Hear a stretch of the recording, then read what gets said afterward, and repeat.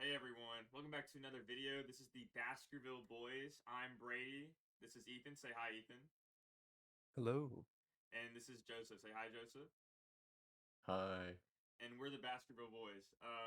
This is going to be chapter 1153, The Birth of Loki. We have notes and everything set out, so I guess let's get right on into it. The chapter starts with Yamato and Kiku meeting. And Kiku has actually just been revealed as the new daimyo of Ringo in this cover story. What do y'all think about Cool. that? My As first to be thought is, expected. when can these Yamato cover stories end?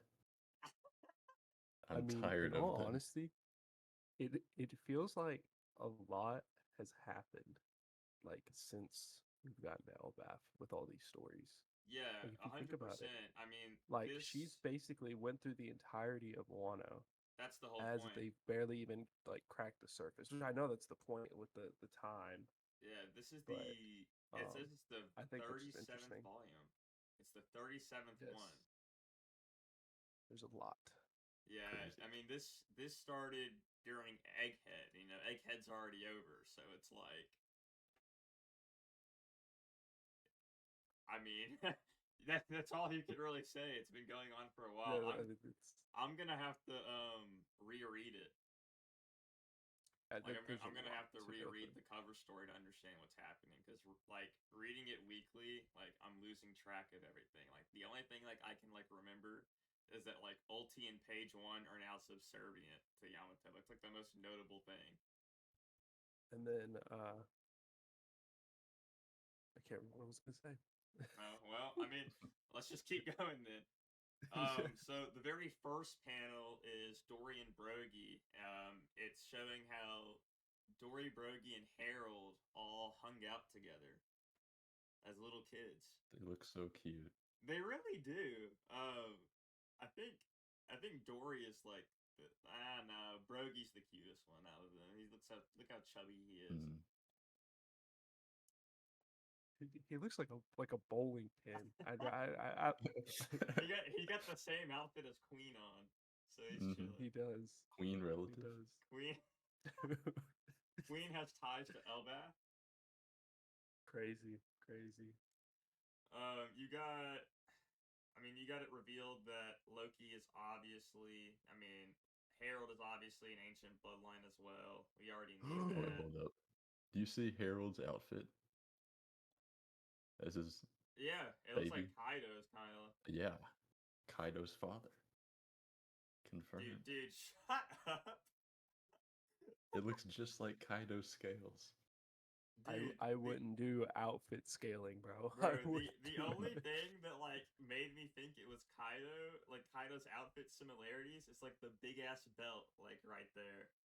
Like that just Well, screams like Beast Pirates if we're belt. following trends, does Broggy have a king outfit on? You mean Dory? What?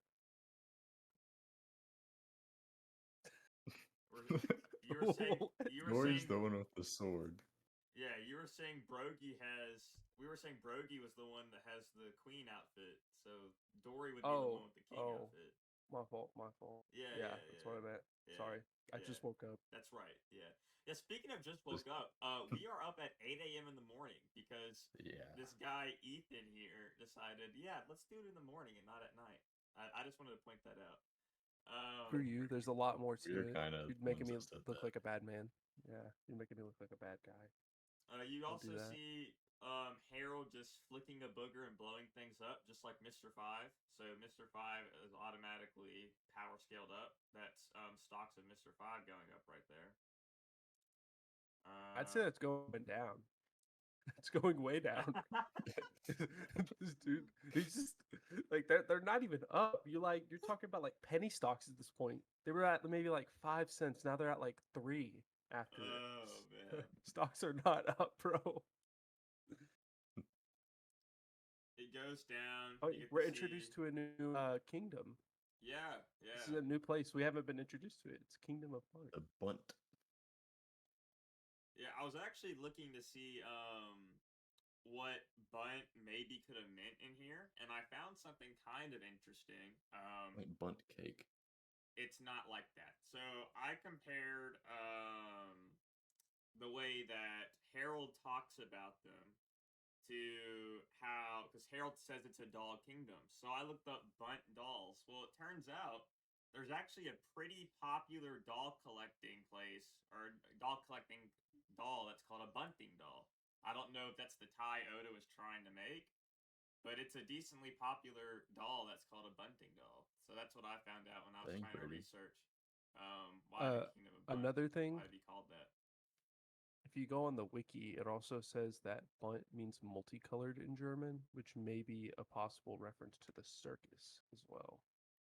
That's from the wiki. That's from the wiki. It's a good Yes. tie.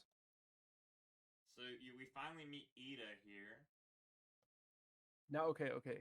One thing from this is the horns threw me off. Yeah, at me too. first. I was very confused about that. What I Now, think that I did- means is like that's how the people at that time perceived giants. Like they always That's heard Exactly. stories about likely the what I saw horns too. and all that. That's And exactly I think what that I ties saw. into the ancient giants as well. Like whenever we see Oars and Little Oars Jr., how they have that same style of horns.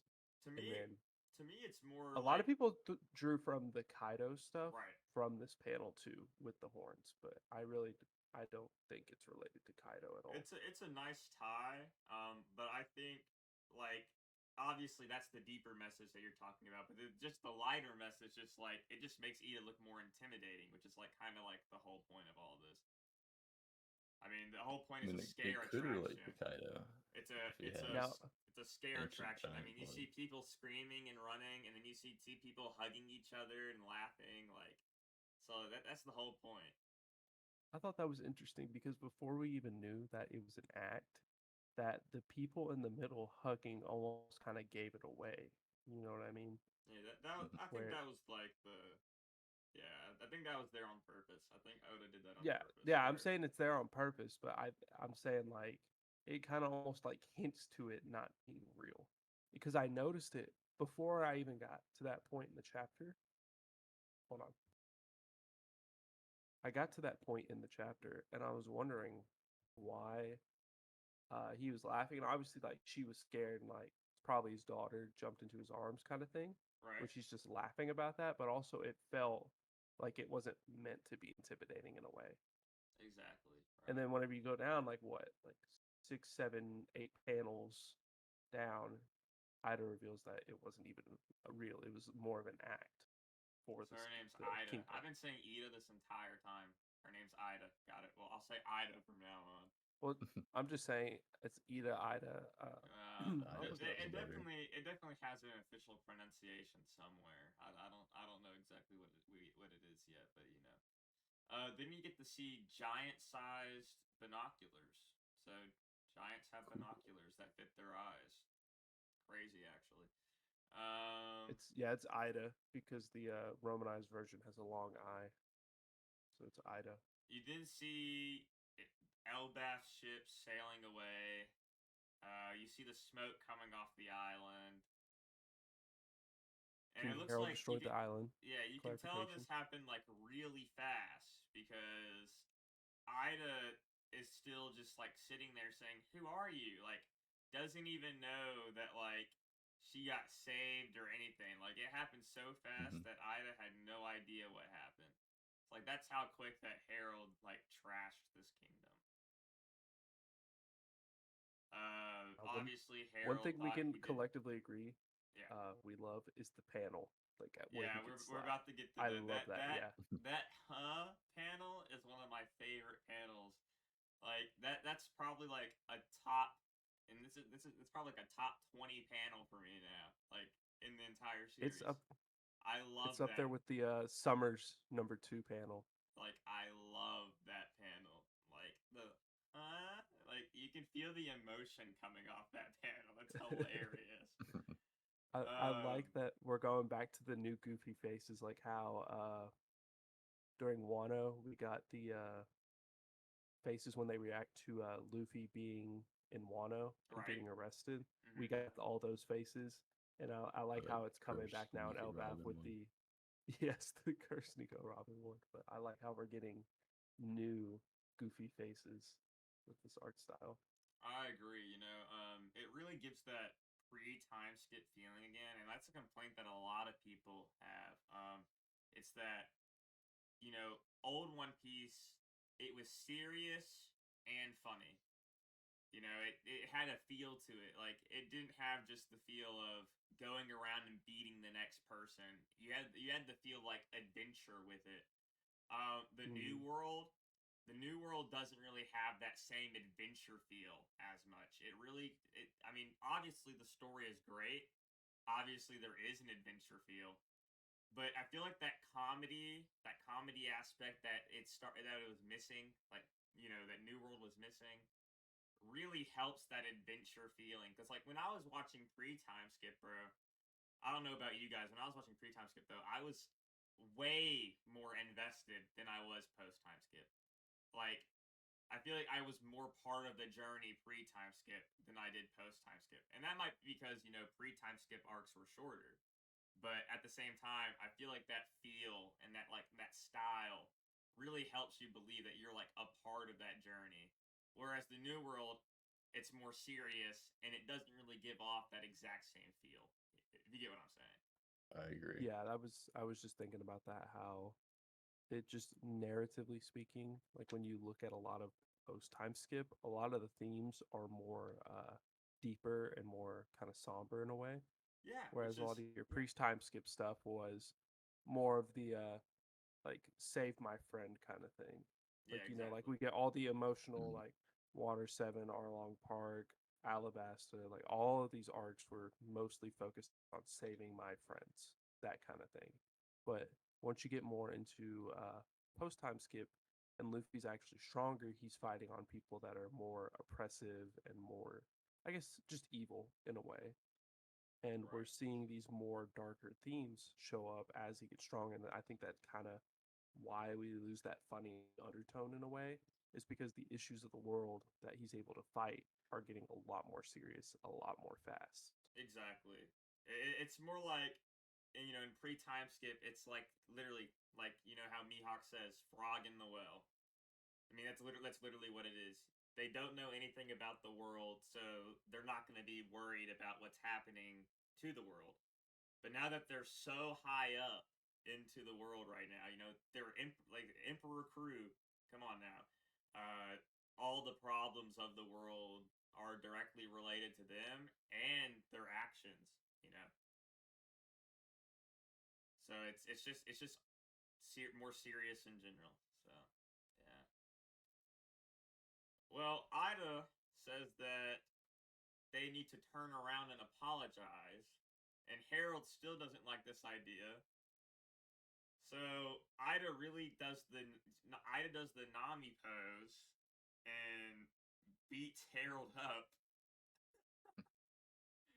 Does the Nami grab? Does the Nami shoulder grab and everything? Like, it's literally like a carbon copy of like when Nami gets mad.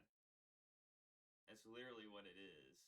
Like, I could literally see this exact same panel with Luffy on the ground and then Nami screaming. You know, obviously the words would be different, but and here's where Harold's character, you can obviously see it starts to change here. Ida says, "Little dolls, what the hell is that supposed to mean? You just happen to be born big. Your strength is a quirk of fate. Don't kid yourself into thinking you're better than the humans, you arrogant disgrace. This kind of crap is why all the other giants are always lumped in with you Elbaf savages." And then you literally see it. Harold says just a couple words here after that.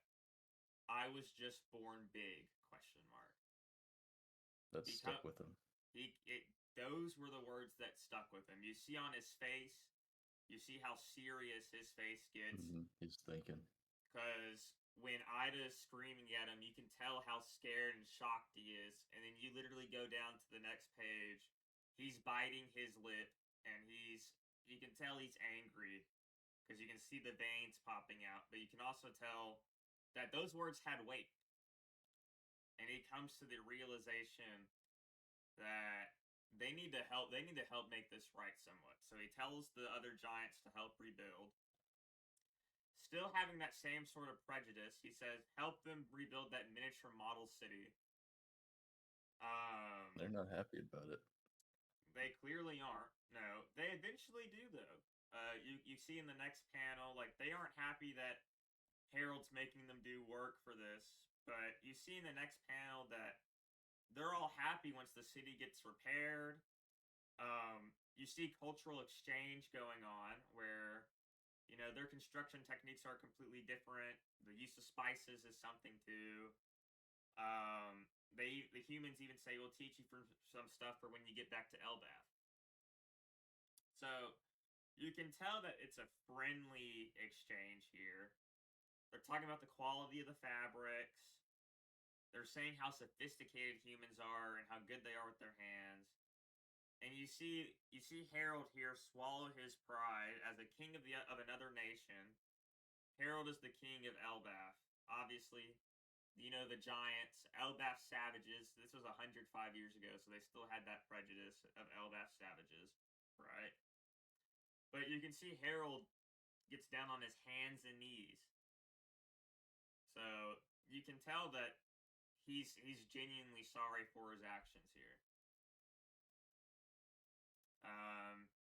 You then see them celebrating. Harold has some humans, little kids, crawling on him. But you see them celebrating. You see the Nika dance. If you look pretty low, you can also see a human doing the Nika dance, is what it looks like. There's like 4 of them. Yeah, you can see a couple of them.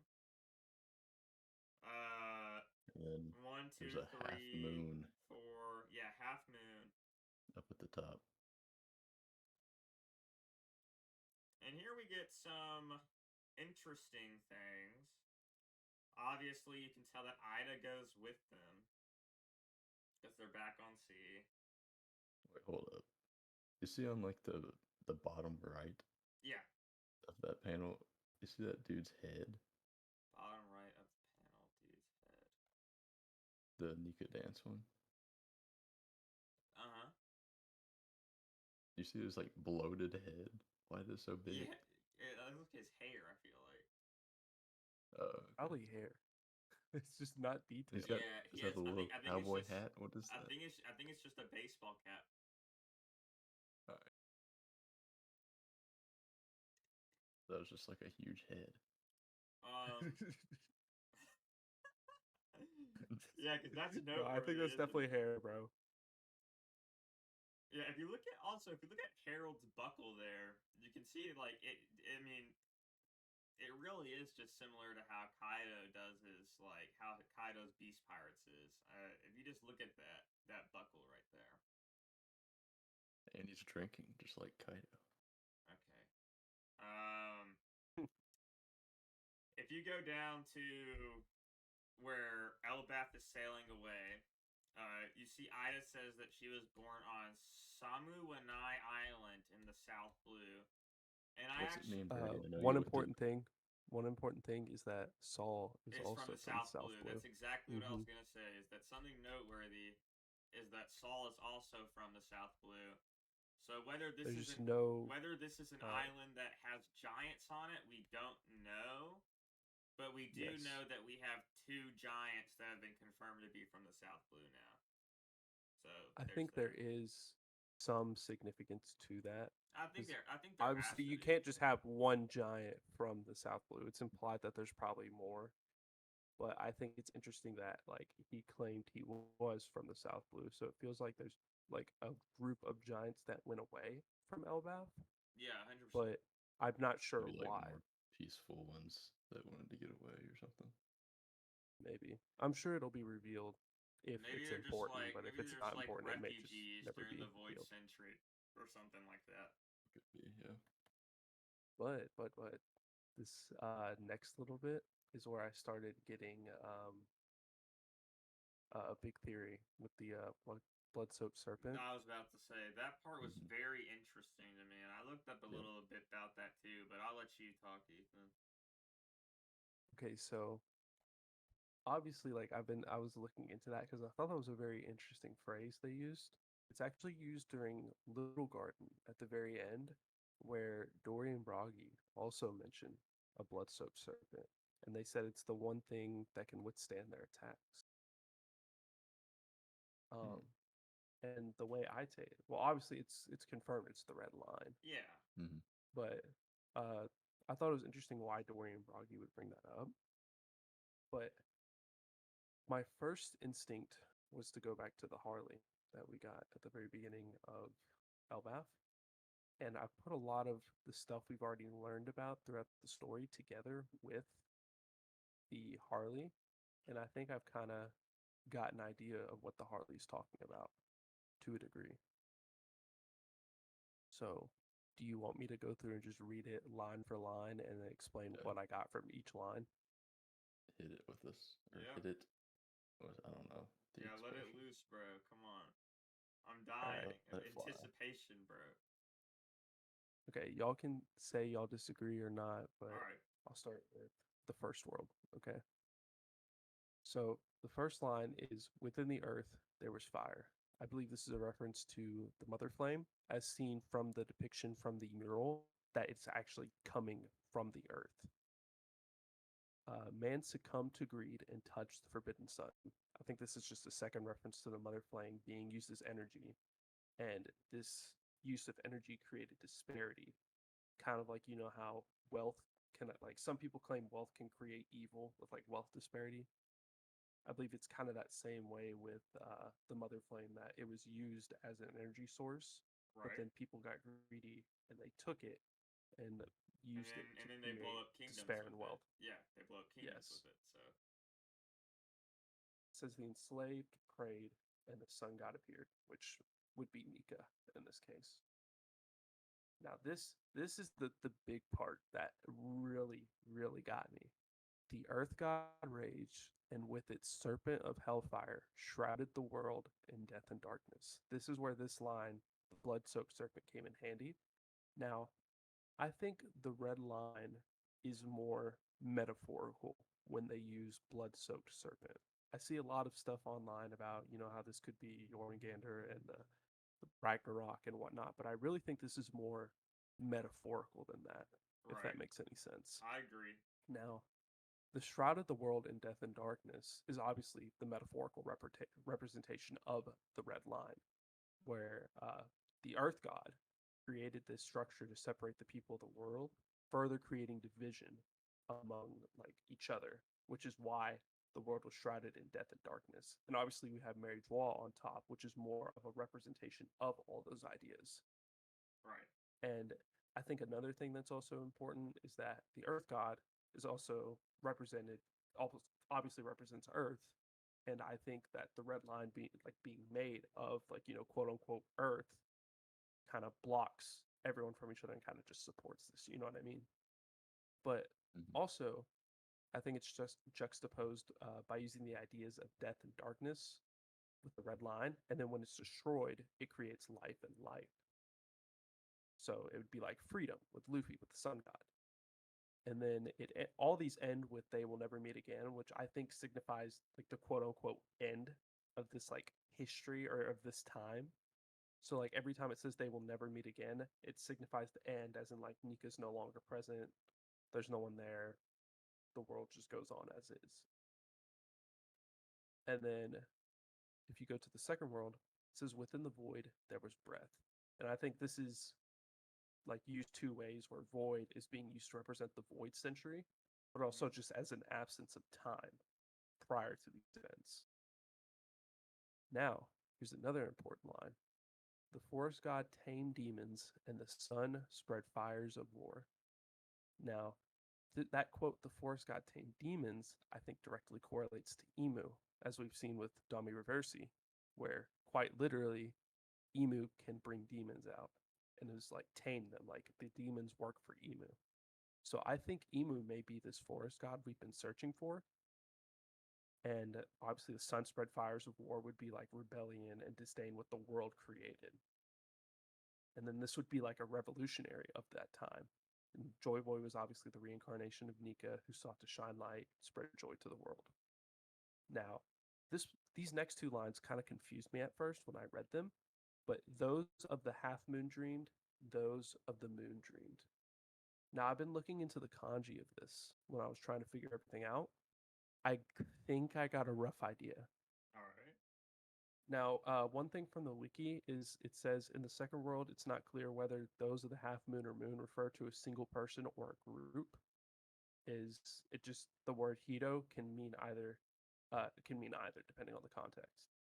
Now, half moon may represent the people of Wano, as we've seen with the crescent moon that was used as a symbol of rebellion during Kaido's reign, and I think that's also metaphorical as to them being represented by the crescent moon or the half moon.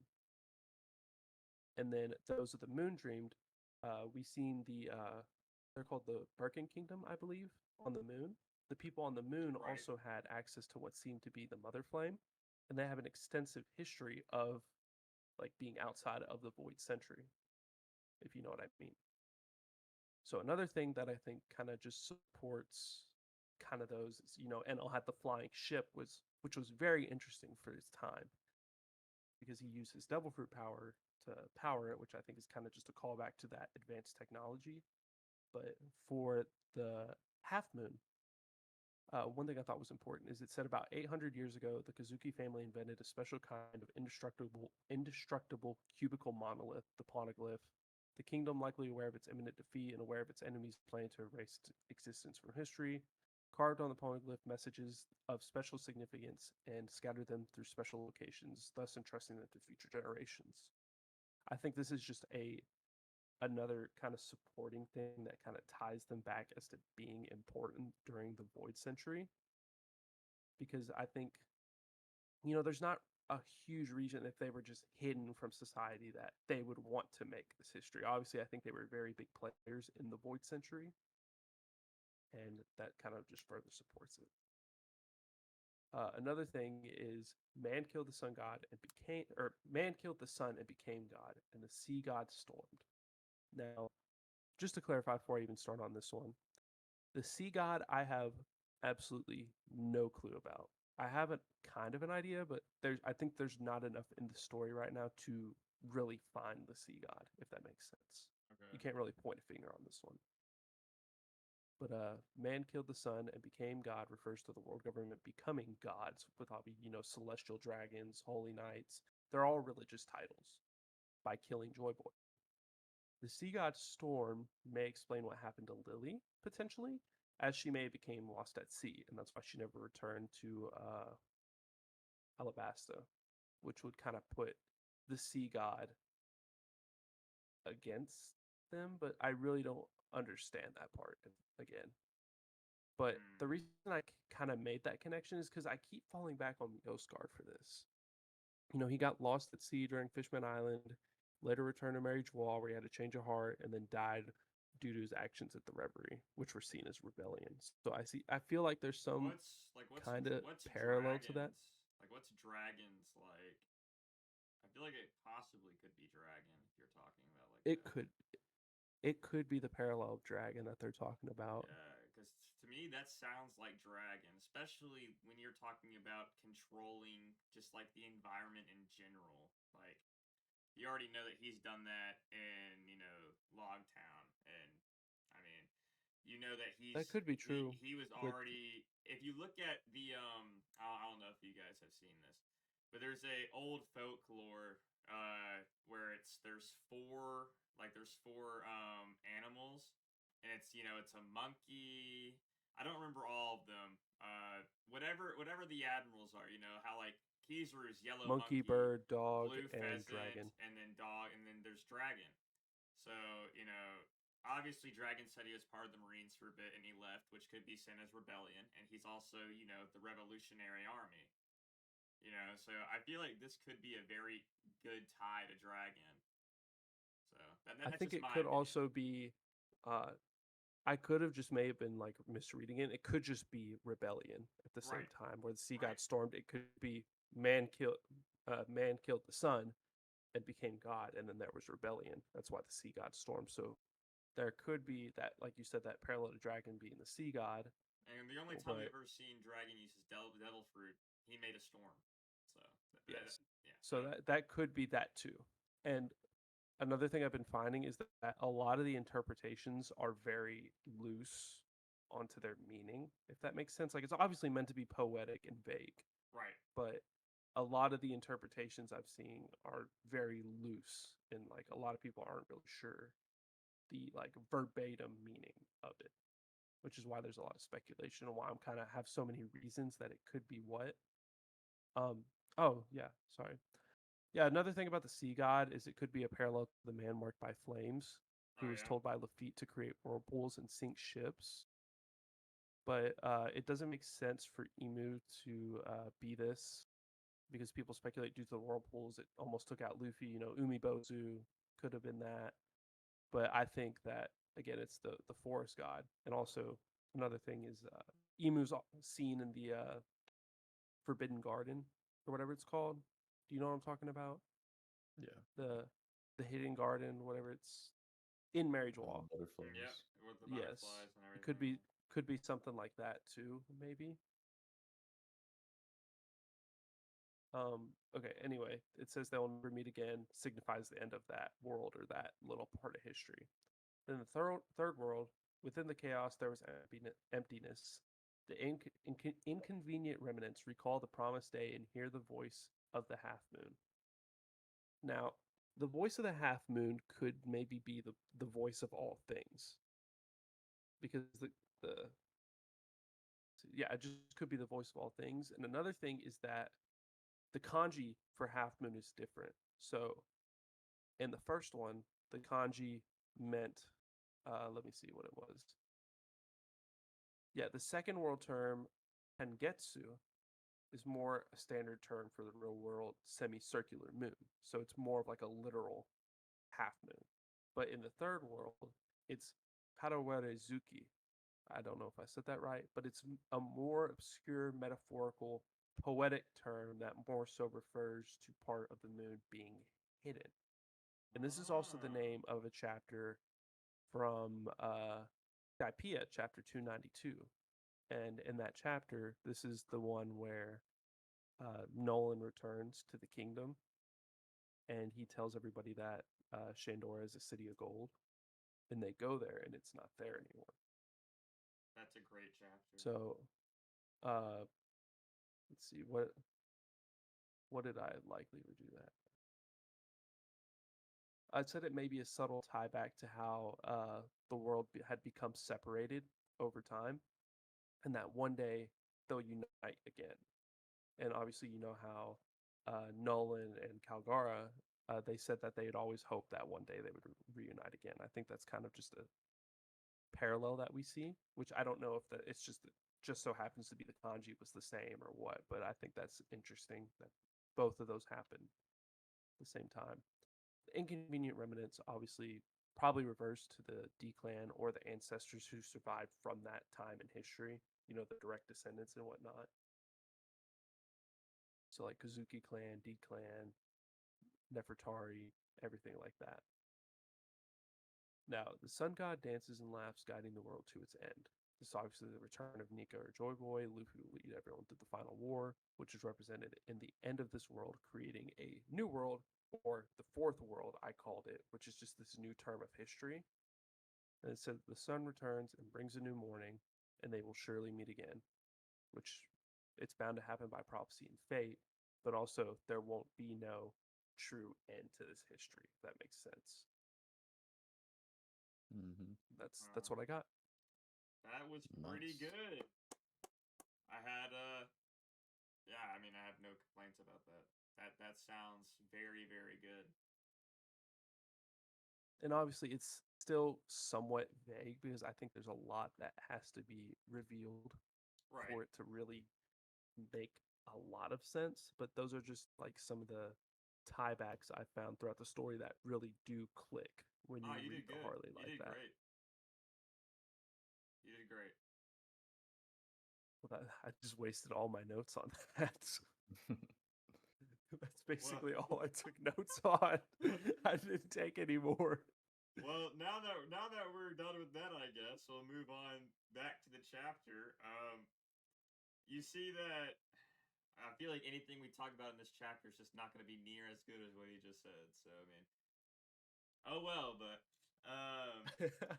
just have fun. Just have yeah, fun. exactly. You go back, you see Harold waving a white flag to just some tribesmen.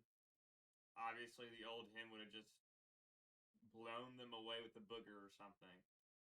Wait, what? Where did you see this? Go back to you went over the blood-soaked serpent. You see him holding a white flag and surrendering just to some tribesmen. Oh yeah, I do see. Okay, Yeah. that was so tiny I didn't even see it. I just noticed that. I really didn't see it either.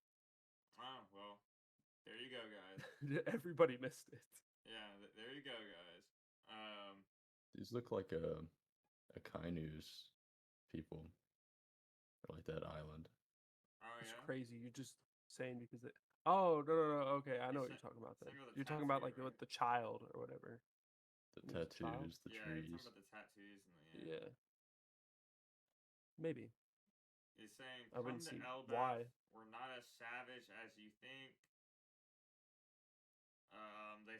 They say how King Harold has changed, and then you go back to Elbaf. They're saying hopefully it's just a phase. Once they return to Elbaf, it says up until now we've committed countless sins, and it's time we atone for them. And they're all shocked, like, "What's wrong with you, Harold?" Harold goes on the speech. Hold up. Yeah, what's up? In the tree panel, Yeah, like that big sword, we've seen it before, but like, whose sword is that? I have no clue. It's just not there for no reason. Yeah, no, It's aesthetic purposes, actually. Yeah, it's just helping the tree keep afloat. It's an anchor. No, the real thing is though is that there is a valid point. Like, why would there be a sword that big, just existing on Elbaf? You know what I mean? Yeah, like obviously, we have the giant straw hat, but that's not even. No, nobody's that big.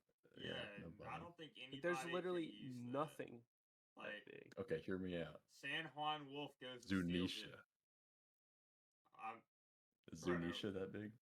Yeah. Probably. Everything goes back to Zunisha. Wait, does he put it in his trunk and like does it like Zoro? Like. No, he stands up on all fours and he uses one sword style. He's actually a human, or just some BI who's really big. I don't know, but why is that sword there? That's a good question. Good question. Just for scale, you can actually see on the left side. Yeah. Of the tree, you can actually see the whole city of the upper yard or whatever it's called. Yeah. So that's just a reference of how big this sword is. That one tiny it's part absurd. of the blade. Yeah, that one tiny part of the blade is the size of that city. It's like half the width of the city. It's crazy. It's kind of wild. All right. Good point out. Good point out. Yeah, I'm gonna be honest. I didn't even notice it. What? I didn't even notice the sword. Like I just skimmed past it. I was like, oh look, the tree. And I just kept going. So I didn't even notice the big sword. So that's a good point out. Yeah. Back to Harold. He says, like, as king, I intend to frequently travel overseas. He wants to learn from the culture. He wants his land to be more prosperous, and he wants to learn from the world. The other giants say that this is a good idea. However, it's not probably going to bode well because there are people like Dory and Brogy who will never stop their old ways of going wild. Harold obviously has known them as a kid, and he says that they have had a weird disposition, and they've never failed to treat humans fairly and honorably. So even while Harold was calling them little dolls and everything, apparently Dory and Brogy have never discriminated against humans. Good man. Good man. People are still asking to have their warrior ways. Harold says they just have to reconsider some traditions if other countries feel threatened. You see Ja Rule and Joe Rule laughing about this change. Um, you see how they're saying that Elbaf is blessed. Then you go and Look at his see, laugh. oh yeah, Bo ha ha. Bo Ha Ha and Zaba Baba. You go and you see Harold going to other nations. He's talking about this big bottle of alcohol. He's trying to understand what diplomats are, and he says, "I see. So it's like a fancy hostage deal." And they're like, "No, that's not it at all." But you see how Ida is trying to teach Harold how to, I guess, do it peacefully and how to, be friends with other nations. You get 81 years ago on Elbaf, so if that was 105 years ago, I have no idea how much this would be. What, 24 years in the future then? Yeah. This would be 24 years since Ida came to the island. You can see that Haj Rudin is born, but the elders for the giants of Elbaf are saying congratulations, but we can't recognize your marriage. Only pure It blood sounded can just be like Tekken. in the royal family. Sounds just like Tekken. Yeah. You said, The but. We love Tekken. You can see that Harold is obviously upset about this. But it looks like Ida doesn't really mind that much. Looks like Ida understands. Looks like Ida, according to, like, from this point of view, it looks like this is a better outcome than Ida thought. Because she said, "Isn't that great, Hadrudin? At least you can stay near your papa." So it feels like that she didn't even think that Hadrudin was going to be in the picture at all for Harold's life. So I mean, this is honestly, to me, it looks like a W for Ida. I don't know about you guys. Mm-hmm. You then get to see Estrid, who carries some noble blood of ancient giants too. She said she was born in Alcohol Village and is a student of the Earth Wind arts. As soon as she meets Harold, you can already see how her, how her personality is. It's, forget about that Eastern woman and her bastard. I was very confused because, like, I don't know. I feel like, am I? Tell me I'm the dumb one here, because obviously Ida was confirmed to be, from the South Blue, Southern. So like, yeah. So like, I don't. Is my cardinal directions wrong? Or does she just like think that Ida's from the East? That's a good point. And so I was thinking about this the entire time. Ida's blood, I don't know, maybe Ida's blood could be Eastern. No, you completely missed it. Whenever it says 81 years ago, it says right below it, Eastern Fishing Village.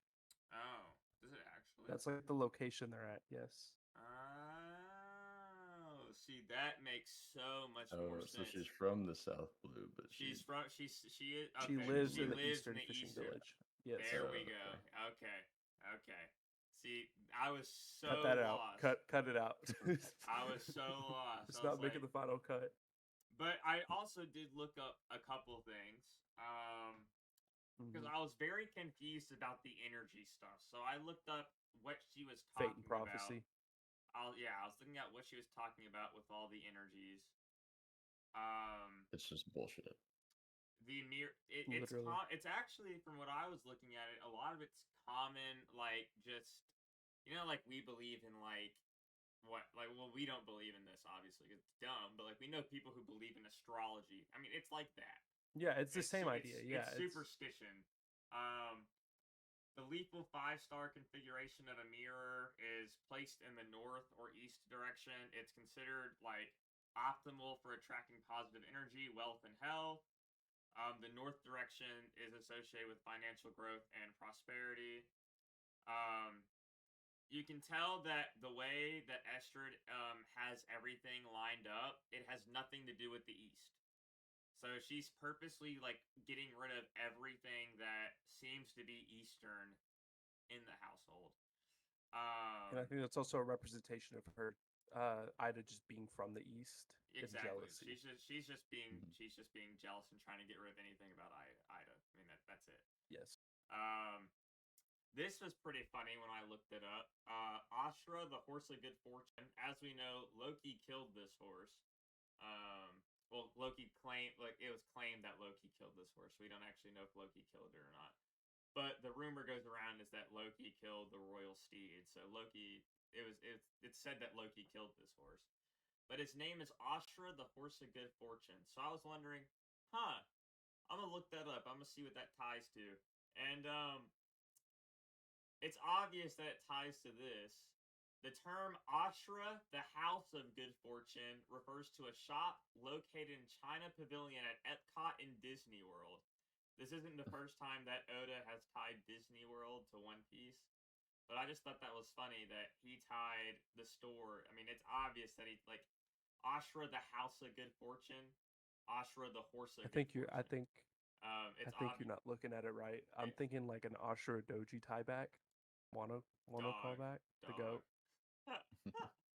It's that's like I thought that was kind of cute. It's a Hindu concept.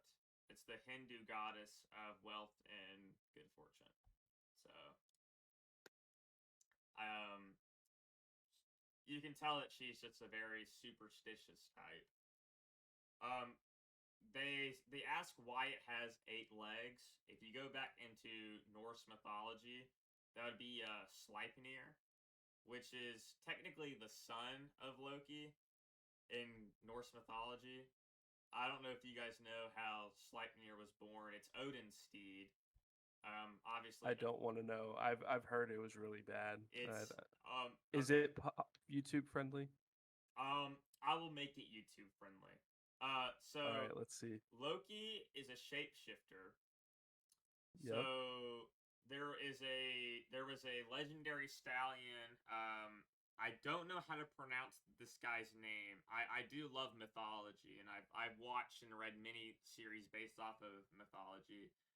Um, and most of the time when you see a horse in like these series or these shows or whatever, or like just in mythology in general, they mainly just mention Sleipnir. So the father of Sleipnir is Savad Dilfari or whatever it is. I'm sure I'm butchering that. I don't know how to pronounce it. Sure. I'm sorry, but it's a legendary horse, obviously a male. Mm-hmm. Loki shapeshifts into a female horse and then gives birth to Sleipnir and then gifts it to Odin. That is the Oh. Okay. the PG version of leaving out details. That's all I'm gonna Loki a say. freak confirmed. Yeah, Loki turns into a woman horse, basically, a female horse, and then gives birth to Sleipnir, who is 8-legged, and gives it to Odin. So obviously, um, Harold being Loki's father, having an 8-legged horse, is obviously a sign of just Sleipnir. Well, Ashura, like the god, the Indian or Hindu god, Hindu. also has like 8 limbs, so Yeah. they could just be Yeah, that's that. true. That's true. Um, she then says, "Guards, take all the jewels and gold to my room." Obviously, to me, that just sounds that she wants to be rich. Greed.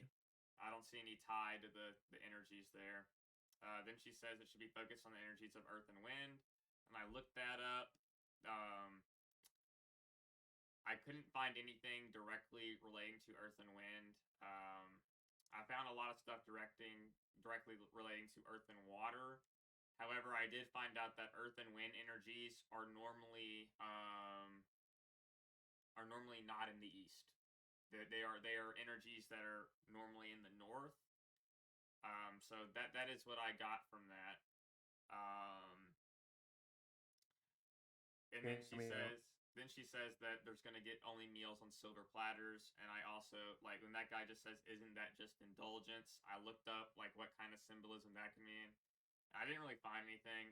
The biggest thing I found was an actual health fact saying that it could fasten your metabolism, and that's all I found on that. Okay, so the silver platters is just more of like a representation of wealth. Yeah, I mean, Just yeah, like she you just wants to see, be rich. Yeah, yeah. yeah, But also, whenever you said that, it kind of, you remember how I was talking about how the Earth God may be Emu? right. Now, the energies of Earth and wind, right? If we were talking about, let's say, the energies of the Earth God, for example, she's very into wealth and you know that kind of stuff, like wealth, greed, and also we find out later that she's evil. Do you think that has any subtle connection to it, focusing on the energies of the Earth, kind of more Yeah, ties into I that think, kind of personality trait? I think, I think, I think that could be a possibility. Obviously, we don't know However, if enough. you take But that like it's a slight reach. But if you take that slight reach into like consideration, you'd also have to take into consideration that wind might be the same way if there's a wind god, you know. Um, mhm. I and mean, it's you're speculating on a speculation. exactly, So I mean, but I mean that's really the fun of it, though. I mean, it seems plausible. I think it seems plausible. What do you think, Joe? I just thought it was interesting because it's kind of like a celestial dragon kind of Yeah, no, it's. attitude she I think has. it's a good tie. So I thought that was interesting. Yeah. Um. Anyway, 70 issues Joe ago. did not say what he wanted to. I said, Joe, what do you think Oh, about sorry, that? sorry, sorry, Oh, sorry. I I'm don't sorry. care about her. Okay. Anyways, She's I not didn't think he important. had said anything. yeah, no, I was trying to get him to say something, but he just wanted to stay No. silent. With the next panel is interesting though. Yeah, it is. You get to see Wano for a second, but then you get to see Harold at Lodestar. Um, Obviously, this What? translation says it's What? North Star or Pole Star, but it's still Lodestar Island. No, It is What are Lodestar. he's you talking. reading? What are you reading? It's talking about a star in the sky. He's talking about the North Star. Like if you look up in the sky, it there is a star like in the real world that does not move. Like if you're ever lost, it is a like a navigational tool. Oh, he's not on He's Lodestar referring to Island? a no, he's talking Oh, about like a literal like directional North Star. Oh, well, I was That's why mistaken. he calls it the Pole Star. I interpreted this as that he was on Lodestar Island, so I interpreted it wrong. I don't know Brother, how it you literally could has a interpret huge it as panel that says Elbaf's advanced navigation Yeah. techniques intrigued other countries. And Yeah, they're talking yeah. about the North Star. Brother, lock in. This is That's true. That's true. Might have to this is cut a And I that. good one don't. for me, Is man. that Might have to cut Wano? that I don't out. think Might that's have to cut Wano. that out. Yeah, he was in Right on the Wano right, at one that's point. Wano.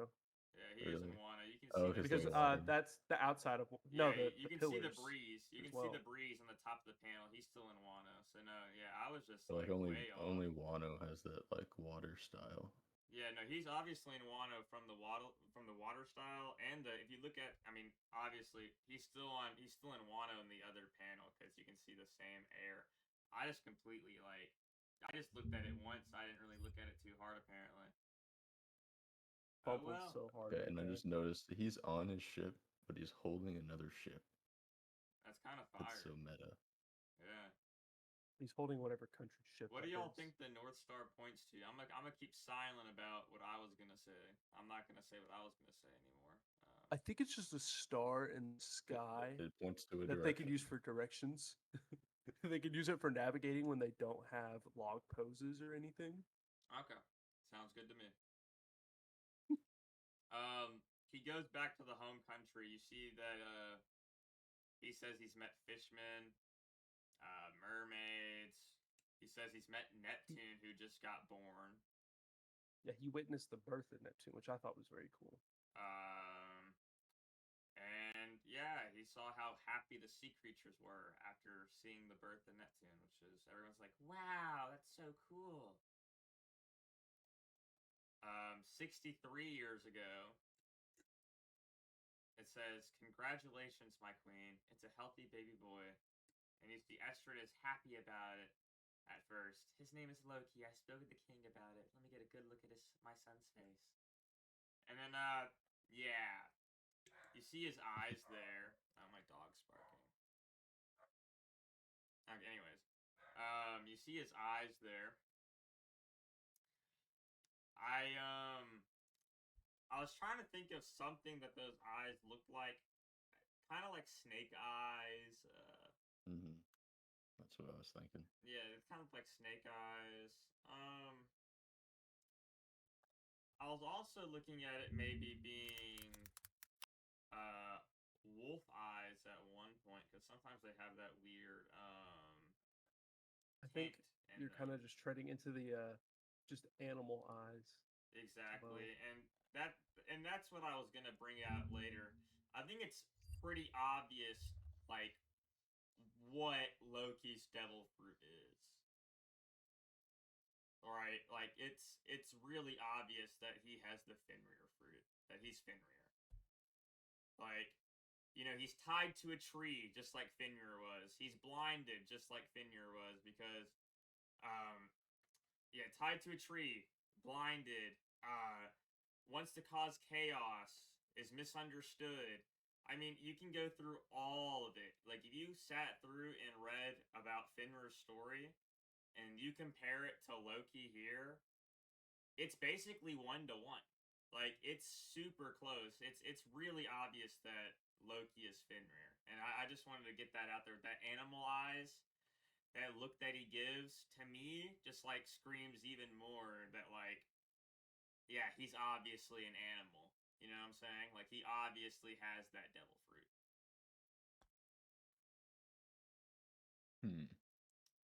Have you guys not heard the Fenrir stuff? I've No. heard it. I I've heard it heard once about it. before, and then I did my own research.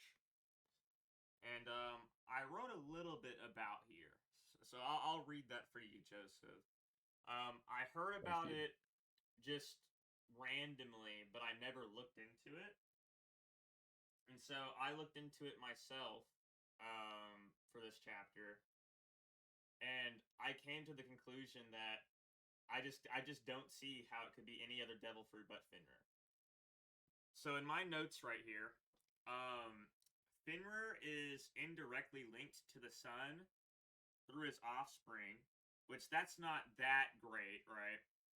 But there are some interpretations that suggest that Fenrir will swallow the sun before fighting Odin. Okay? Obviously, he thinks he claims he's the sun god, so that's one. Odin, he's gonna battle Odin. Odin would technically be Herald in this situation, so it's said that he fought Herald and killed him. Fenrir has a role in Ragnarok in the final war. So if Loki is Fenrir, to me, that also boosts his chances of even joining the Strats or just taking part of the final war in general. Fenrir grew stronger every day. When the gods learned the prophecy that he is fated to harm them, they decided to blind him. So obviously, Loki's had that blindfold since birth. It's always been said that Loki would harm Elbath. It says at the end of this chapter, we haven't got there yet, but I'll just say this part right here. Every misfortune on Elbath was chalked up to Loki's curse. Okay. Fenrir is also chained up. He's chained up to the World Tree. And Fenrir is depicted as chaos and destruction, but he's also a victim. Fenrir was, they were afraid of him. They were afraid of what he could do, and they didn't really give him a chance, and they decided to tie him up. And that's kind of like what happened to Loki. They didn't really hear him out. He claims he didn't kill his father. He claims he didn't kill Harold.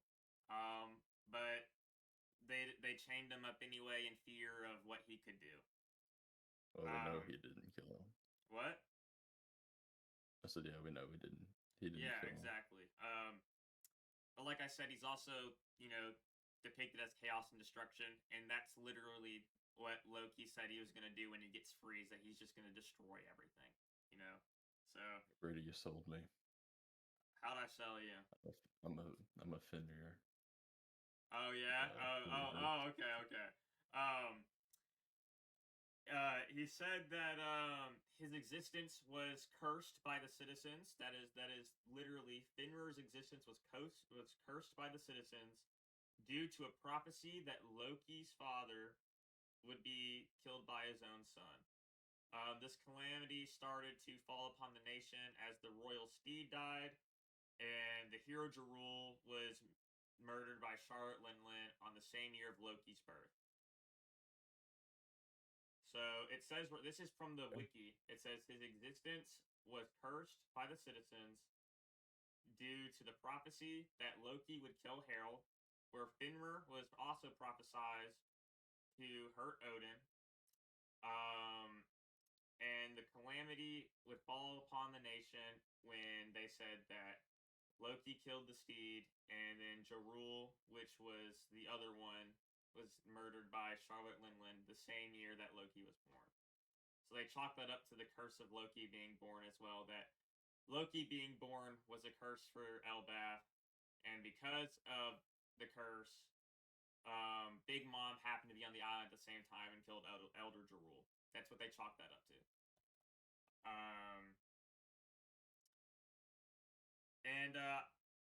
I just put this in there. This is a reach. This is the end of what I'm talking about. I thought I mentioned this that Loki might have been able to use hockey pretty well at this time. Because there's one point in this chapter, or in a chapter, or the last chapter.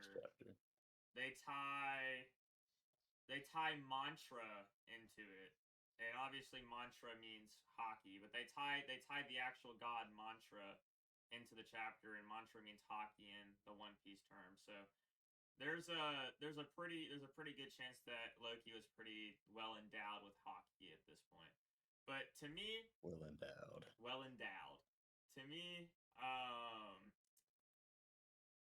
Loki is Finrar. That is my Makes sense. my theory. I saw somewhere that someone mentioned that it would be a possibility, so I know there's a YouTube video, because I looked up a YouTube video to see. There's a YouTube video by Ohra about 8 months ago. I can confidently say I've never watched that YouTube video. This is all stuff that I collected on my own yesterday. And I simply just put this: if Loki were to join the crew, Loki's a shapeshifter, like in mythology, so maybe he can do that in One Piece. Speaking of that, I looked up if Finrar. Speaking of that, okay, one second. I looked up if Finrar had any depictions of shapeshifting. There's some, but not enough to say it's conclusive evidence that Finrar can actually shapeshift. Okay, I'm done. So Loki is Finrar. That's all I'm saying. Loki is Finrar. Okay. About what you said with Loki joining the crew, I do not think that's going to happen. And I have a fully fleshed out explanation on why. All right. Before you start that, I'm going to say why I think it's a possibility. Okay, go ahead. You argue that side. In every single Straw Hat that has joined the crew, they have all shown disdain into joining. All of them. Even Brooke, even though Brooke said, yeah, I'll join, later on he's like, I'm sorry, I can't, I need my shadow. Okay? Literally, and every single character who has shown disdain of going in the crew eventually turns around and comes and joins the crew. There's the characters who say they want to join the crew, they don't end up joining. Like Yamato is like, yeah, I'm gonna join the Straw Hats. Carrot's like, yeah, I'm gonna join the Straw Hats. Neither of them joined the crew, even though they were the ones who wanted to join the crew. You can see how, like, it's just a common theme with these guys where they don't want to join, and then eventually they get led around, and then they do join. And that's literally every character. You can even say Usopp's the same way. You go to Usopp, Joseph, and Usopp's like, yeah, I don't want to join. Yeah. He's like, I'm going to go in our separate ways. And then they eventually tie Usopp and go ahead. But that's just a common theme. That's the only thing that, like, that has me thinking that Loki has the possibility of joining, is because, one, If he has the All right, ability to Ray, shut up. shapeshift, Ethan's turn. it could do it. Okay. Joseph, I just want to say right now, get your thriller bark stocks up, Oh, because they're if all the that's way the up, bro. case, yeah, if that's the case, then the tree and the zombie zebra are gonna join the crew. Iceberg's gonna join the crew. It's Gaimon's gonna happening. make a return. That they're all just coming back. They The are, giant bro. cheetah, half cheetah guy, he's joining the crew. They're all just joining because they refused at first. Yeah, but he never They got just the have to join. opportunity to talk to them again. Wait, did the Except, tree guy except did like he Iceberg, obviously. But refuse? yeah, they refused. They The tree and the refused. zebra, yeah, they Uh-oh. refused. The Yeah, tree and the they were horse. terrified. Yeah, the tree and the horse refused over and over again. But like that's obviously like a That just means joke. they That's have a to gag. be That's a massive gag. players. These aren't. This isn't a gag. That's obviously a gag. Now Iceberg is a. I guess Iceberg is technically like a good. That's a good like argument. But at the same time, Okay, like someone was instead there. of like, Someone was there to replace Iceberg in that arc. You know, someone was there to join the crew instead of Iceberg in that arc. So. all right, look, I'm not even going to explain my theory. I'm just going to ask you questions, more or less, okay? Okay. And I want you to answer them Okay. logically. Okay. All right. For one, how would the ship be accounted for when it comes to Loki's size? And I have two explanations on why it could Loki be. I in just want to see what mythology is a your explanation. shapeshifter. The only idea that I have in my mind is that Loki is a shapeshifter too. That's all. That's the only thing that I could like. But that's the you only. just said it was Fenrir. Yeah, exactly. Fenrir But like, isn't a shapeshifter. There's very few mentions of you know, him being that. it doesn't have to be 1-to-1 because Oda's not. I know guy, that, but Oda's not a guy who does 1-to-1. Loki himself in mythology is a shapeshifter. If literally, if like Oda tagged on shapeshifting to Fenrir, I don't think anyone would complain. They would be stupid. I don't think it would be. I'm complaining. These are my two explanations on Or he could just sell what a giant could ship. happen. No.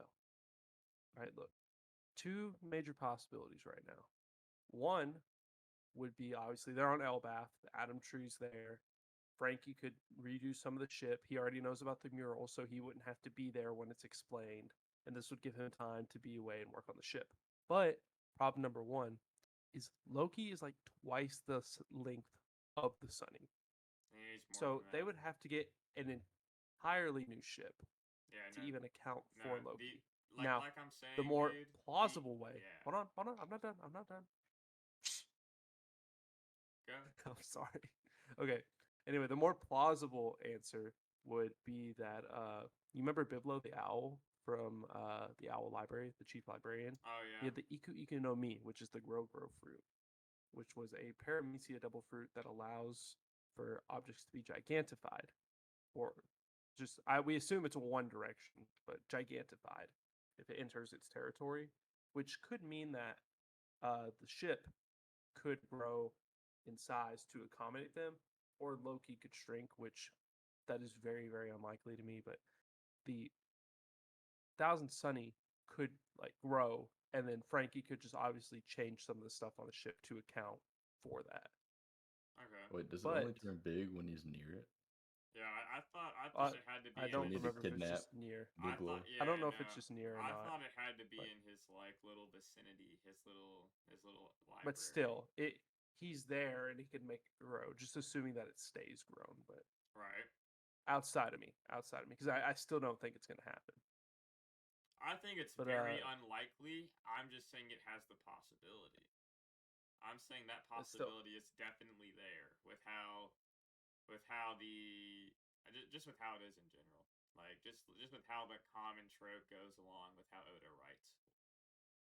I still think it's gonna be more of a kind of like a King Harold kind of parallel where Loki obviously refuses to join the crew, but also I think Loki has to fight for Elbath to clear his name and to show he really wasn't evil. But also, I know the idea that with the Straw Hats, a lot of them weren't wanted just how Loki is, but I think this is going to be more of a Loki's going to fight for Elbath, clear his name, and he's going to be the rightful heir to the throne.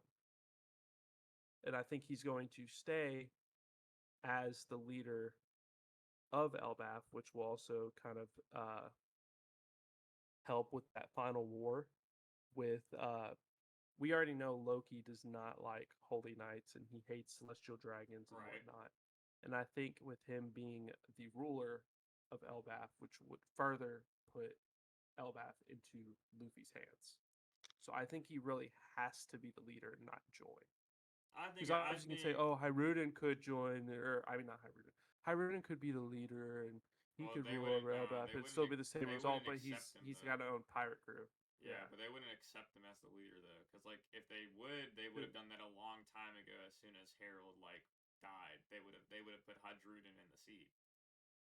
Yeah, But that's what I'm saying. they're not going to put him in the seat regardless because he's not of royal blood. They're just doing I like think yeah they're just like they just have no king right now and they just listen to Ja Rule like that's literally it. That is how the nation is running right now. so. I really do think that Loki has to fight for Elbath. He will be forgiven, and then he will take the seat, And which will then be used I think to that's put like I Elbath said, into Luffy's yeah. hands. Like I said, that is way more likely. I'm just saying the possibility is still there. I'm just saying, like that's my theory on But it. I agree with your theory for the most part. Only, and I'm saying this only because like the strength gap between them, between Loki and Luffy, I don't really think it's that much.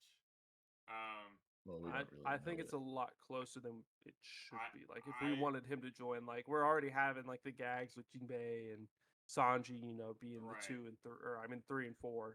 This would just further Like I think Luffy wins. mess up the gap. I obviously Oh, think obviously, Luffy yeah. wins. But I think it is close. It's closer than it should be for a subordinate. Is what like I'm thinking. Like Loki is worth 2.6 billion for one, and obviously bounties aren't a direct correlation to strength. But you see Loki in a couple chapters ago.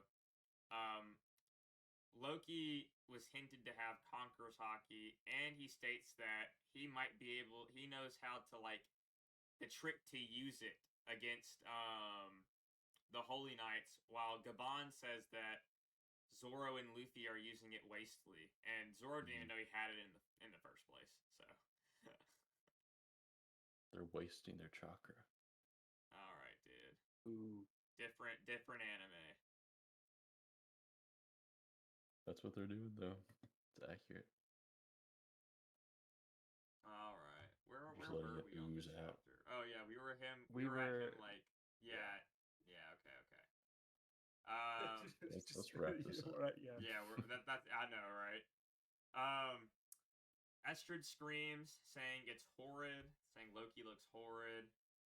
They're trying to tell her to calm down. Estrid says, "Tell the king it was a stillbirth. It's cursed. Just Crazy. look at it. It's a monster." So obviously cursed since birth. Then you get the narrator being all sad. When the Prince of Elbaf stretched his arms into the air, no one was there to take those small hands in theirs. Estrid runs off with Loki. It is said that the most unfortunate souls are those rejected from their birth by their own mother. And you can see Loki's little like body going through the clouds and into the realm of the dead. You can see it. You can see like that little black dot going down. Huge feat, by the way. It is a insane feat, by the way. Brother literally just got born, and he's already being dropped from like from the second thousands realm, upon yeah. thousands of feet, Yeah, listen and then to survives, and then. No, keep Keep going. I was just reading. Oh, I was just gonna say, and he climbs up a mountain. And if you which panel is it? There's one of the panels. If you look at them, which one is it? You should be able to see a bear.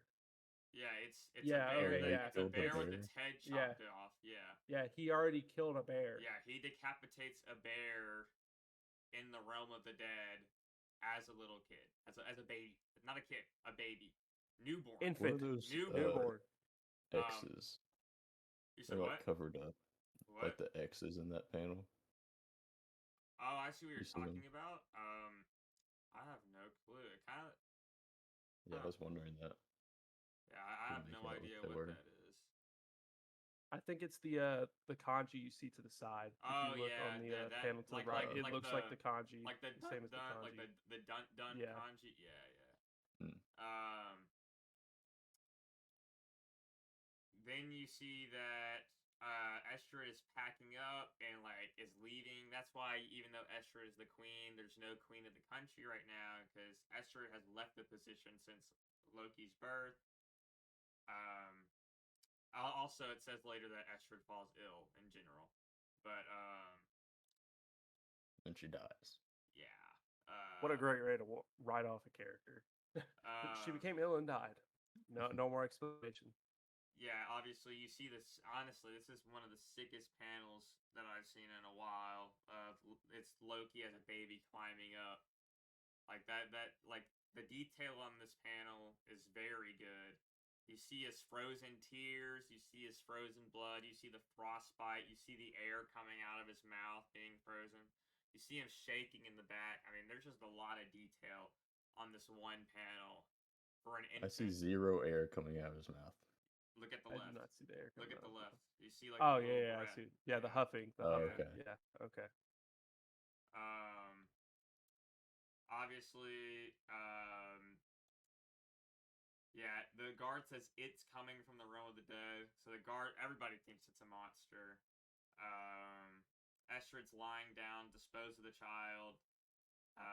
Harold is literally just doing nothing here, just like blocked by the world government again. Why can't countries just be free? Meanwhile, his kids climbing While his a kids tree. while his kids going through. Well, he's not in the country. Yeah, So yeah, he doesn't know about any of this. Yeah, but like he left his kid's birth, so like Do not call him a bum just bother. yet. Bro, Don't call him a bum just yet. Bro, he was there. He was there for Hajrudin, and he's like, "Yeah, Loki." Nah. I mean, to be fair, he loved Ida. Yeah, He did not care for Estrid. I get that, So- but that's also his kin right there. That's his son. Just saying, like, One I Piece hate your fathers do mother. not have the I best hate track you. record. They don't have the best track record, but also he was on important government. He's probably a better father than most. I'll admit, but he's not a Yasop bum. he's just out doing nothing while all this is happening. He's just at a roadblock, standstill. You see Ida talking to Hajrudin. Hajrudin's obviously looks like hated Loki since birth.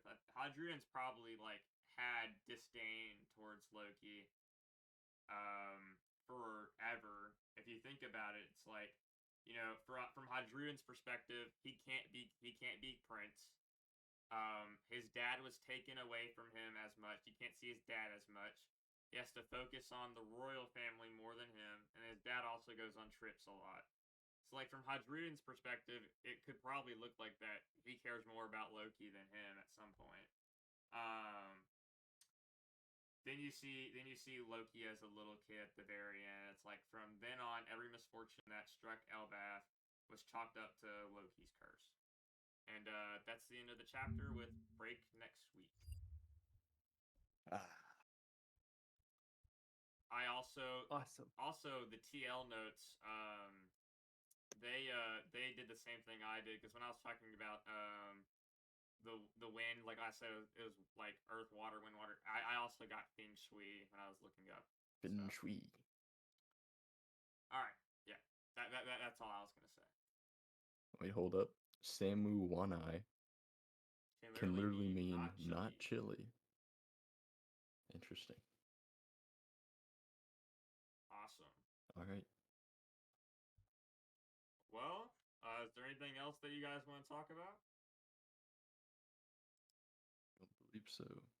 Don't believe so? All right, well, I guess that'll be the end then.